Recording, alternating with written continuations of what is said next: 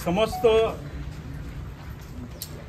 नंदुरबार जिल्ह्यातल्या लोकांना, समस्त आदिवासी समाजाला जय आदिवासी। आज आम्ही नवापूर तालुक्यातले सरपंच परिषद आणि शरददादा समर्थक कार्यकर्ते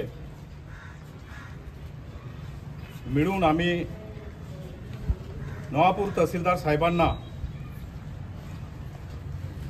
निवेदन दिलं आहे या बाबतीत की जय वडवी यांचा खून नंदुरबार येथे झाला होता आणि त्या अनुषंगाने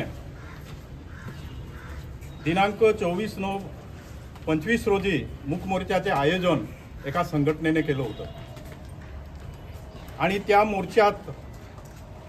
मूक मोर्चात जिल्हाधिकारी कार्यालयावर मोर्चा असताना काही समाजकंटकाने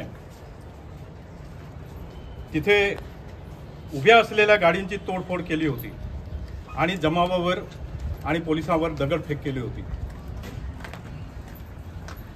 हा जो प्रकार आहे हा फार निंदनीय आहे। आपलं निवेदन कलेक्टर मॅडमने स्वीकारलेलं होतं आणि स्वीकारल्यानंतरही तिथल्या समाजकंटकाने पोलिसावर आणि जमावावर दगडफेक करणे आणि गाड्यांची मोडतोड करणे या घटनेचा आम्ही तीव्र निषेध करतो आणि त्या अनुषंगाने अज्ञात समाजकंटकावर गुन्हा दाखल झाला आणि पोलिसांनी कॉम्बिंग ऑपरेशन सुरू केलं। त्यामध्ये सुमारे 150-200 लोकांना अटक केलं। त्याच्यामध्ये कॉलेजमध्ये जाणारे विद्यार्थी आणि नंदुरबार शहरात मजुरीचे काम करणारे काही मजूर अटक करण्यात आले। पण जे लोक त्यांच्या कामासाठी रोजीरोटीसाठी नंदुरबार शहरात कामाला गेले होते किंवा विद्यार्थी परीक्षा द्यायला गेले होते तशा विद्यार्थ्यांची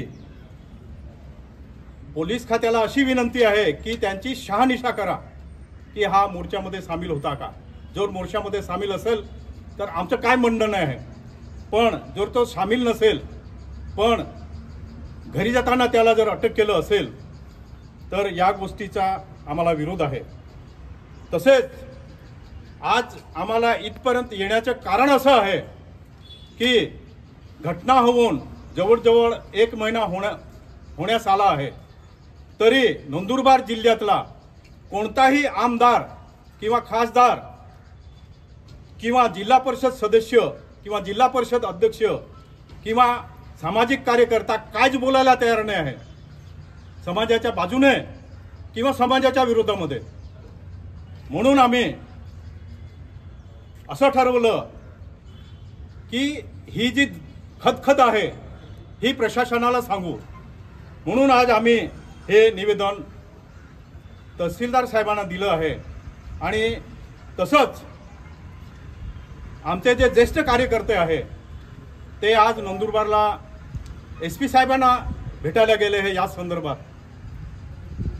तर आणि तो जर तुमच्या व्हेरिफिकेशनमध्ये जर निर्दोष आढळला तर कृपया त्याची सुटका करावी अशी विनंती करून माझे दोन शब्द समाप्त करतो।